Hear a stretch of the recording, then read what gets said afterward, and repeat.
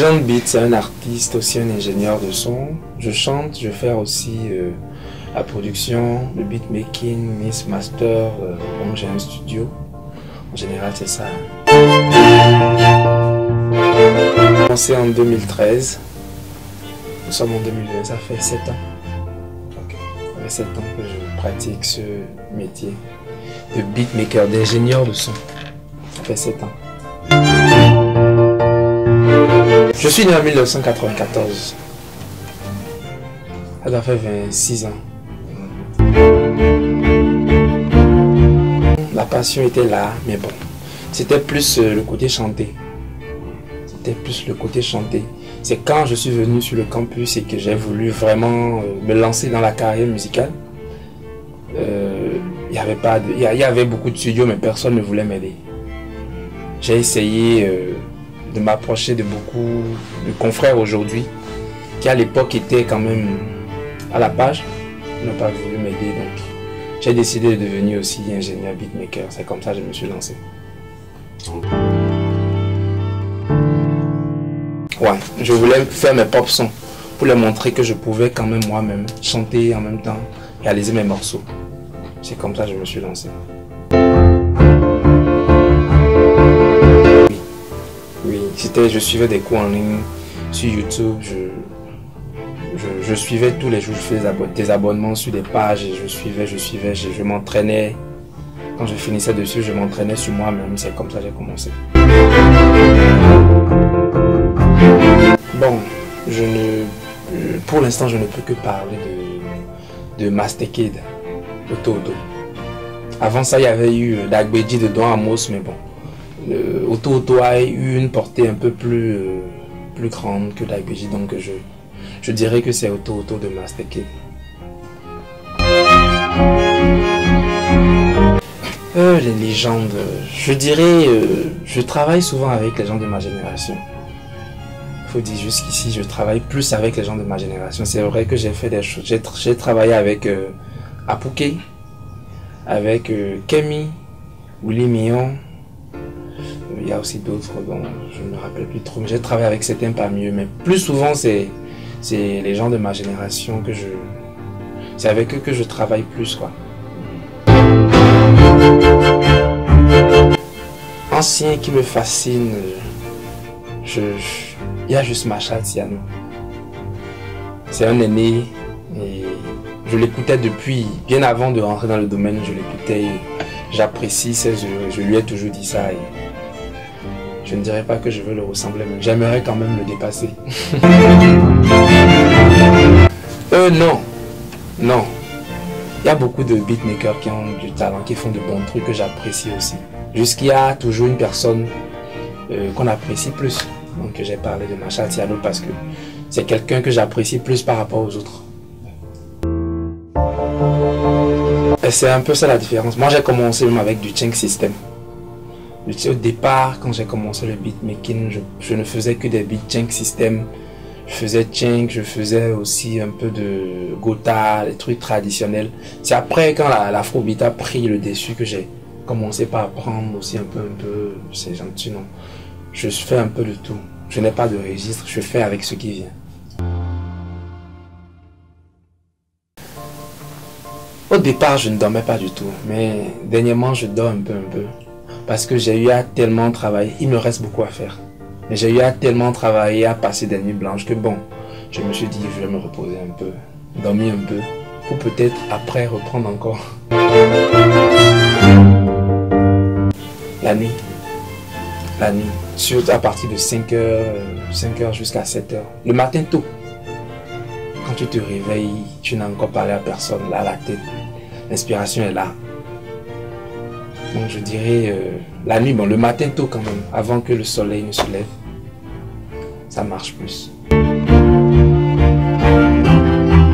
Ah, il faut dire que ma femme n'a pas cette chance. Hein.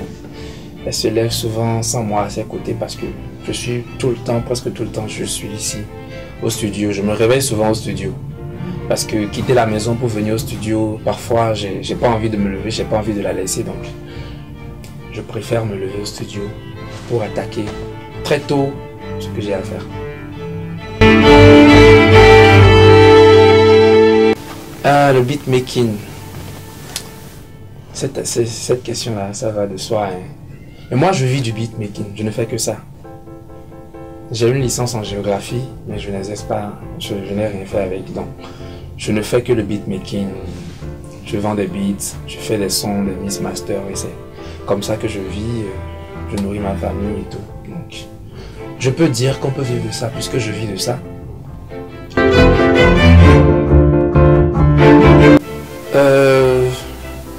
Je ne vais pas dire que j'ai laissé, mais j'ai laissé ça en pause d'abord, histoire d'aider le plus d'artistes que je peux, aussi histoire de me construire un patrimoine financier bien solide, être à l'abri quand même plus ou moins du besoin financier avant de revenir sur cette passion, parce que je dis toujours c'est une passion pour moi chanter, mais aujourd'hui le beatmaking est devenu un métier pour moi, est devenu une obligation, je le fais parce que je vis de ça. Mais la chanson, pour moi, c'est une passion. Donc, quand j'aurai mis la famille à l'abri du besoin, je vais le faire par passion, investir dedans. Là, je vais m'exprimer librement et sans contrainte, quoi. Bon, il y a ça aussi. Cet avis, ça varie d'un artiste à un autre. Mais pour la plupart, les artistes le voient comme une concurrence. Et c'est surtout pour ça aussi que j'ai mis en pause la carrière musicale, histoire de me concentrer sur les artistes qui viennent chez moi et pousser du mieux que je peux, pour qu'ils ne sentent pas que les gens de beat veulent concurrencer, veulent voler leur inspiration et tout. Du coup, je dis, bon, je suis ingénieur de son, vous venez, vous travaillez. Je ne suis pas artiste pour l'instant. Bon, si je devrais choisir entre Vano, Blaze ou Amir pour monter sur une de mes pros, je choisirais Vano parce que j'aime bien la violence qu'il met dans ses flows et tout. Je pense que ça va plus valoriser mes pros. J'ai beaucoup aimé le style, le beat du grand frère Marshall Tiano et avec l'artiste Q-Dot qui n'est plus à présenter. Je pense que c'est une grande évolution pour le showbiz béninois et je ne peux que lui souhaiter plus d'évolution. Ce rêve, c'est un peu compliqué, le P-Square. C'est des gens dont je suis fan, c'est des gens qui m'ont motivé au départ. L'objectif était un jour pouvoir faire un son avec eux ou pouvoir les produire un son, même ils ne sont plus ensemble. Mais si je devrais choisir des artistes que j'aimerais arranger, ce serait eux, sans réfléchir. Marié, bon. Pour pouvoir dire marié, il faut d'abord passer la bague au doigt. Je n'ai pas encore passé la bague au doigt, donc je ne dirais pas que je suis marié. J'ai quand même quelqu'un dans ma vie. J'ai aussi un enfant, un garçon. Mais je ne suis pas encore marié, je n'ai pas encore fait le mariage. Ouais, c'est très difficile. Surtout quand tu as une compagne qui n'est pas trop musique, qui n'est pas trop dans le domaine, elle ne comprend pas souvent les absences, tout le temps, elle a envie de passer du temps avec toi, mais tu n'es pas là. Parfois, elle a envie de sortir, aller dans des endroits où tout le monde va, mais tu ne peux pas t'afficher partout. C'est un peu compliqué. Mais avec le temps, elle s'habitue. Les parents, au départ, les parents n'étaient pas d'accord. Mais aujourd'hui, j'aide beaucoup financièrement les parents à travers ce métier, donc je dirais qu'ils sont juste fiers de moi.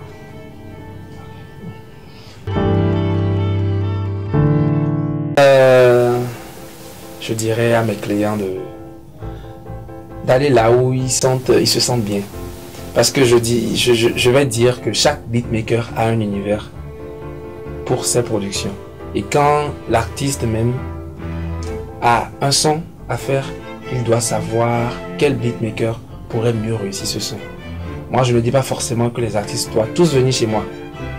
Mais chaque artiste doit savoir quel beatmaker pourrait le réussir ce type de son. Là, on éviterait assez de frustration.